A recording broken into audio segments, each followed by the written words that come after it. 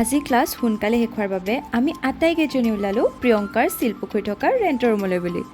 City বাছৰ পৰা নামিয়েই এই মৰ গৰমত এগালমান কিবা কিবি খোৱা বস্তু বজাৰ কৰি পাই গ'লোগৈ আমি তাইৰ ৰুম পায়েই গোটেই বজাৰখন ফ্ল'ৰতে মেলি ল'লোঁ। বহিব জানিলে মাটিয়ে পিৰা বুলি নকয় জানো, দুখনকৈ বিচনা থকাৰ স্বত্তেও আমি তলতেই বহি ল'লোঁ। গৰমত অৱশ্যে পকাত বহি ভালো লাগে দিয়কচোন।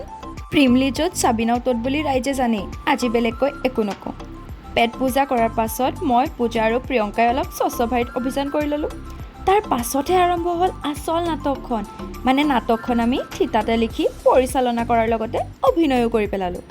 অলৰাউণ্ডাৰ বুলি অকণমান গৰ্ব কৰিব পাৰোঁ দিয়কচোন।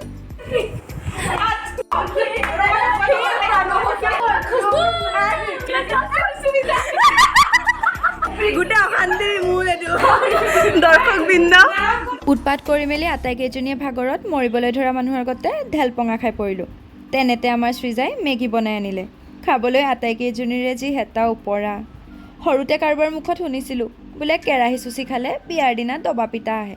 কথাষাৰ সঁচা নহ'লেই ভাল। কটনৰ ছোৱালীয়ে কেৱল উৎপাতেই নকৰে, পঢ়াৰ লগতে সাহিত্যৰ আড্ডাও দিয়ে। কথাষাৰ সঁচা বুলি প্ৰমাণিত কৰিবলৈ এই ভিডিঅ'টোৱে যথেষ্ট নহয় জানো? মই পিছে অলপ এক্সেপশ্যনেল দেই, পঢ়াৰ সলনি ৰিলহে চাই আছোঁ। তই কিয় বেয়া বস্তু দেখা আছ? মই ভালখিনি দেখা আছোঁ। শেষত আমি সকলোৱে কন্যাকুমাৰী বনোৱা চাহ খাই হোষ্টেল মোৱা হ'লোঁ। আজিলৈ ইমানেই, বাই বাই।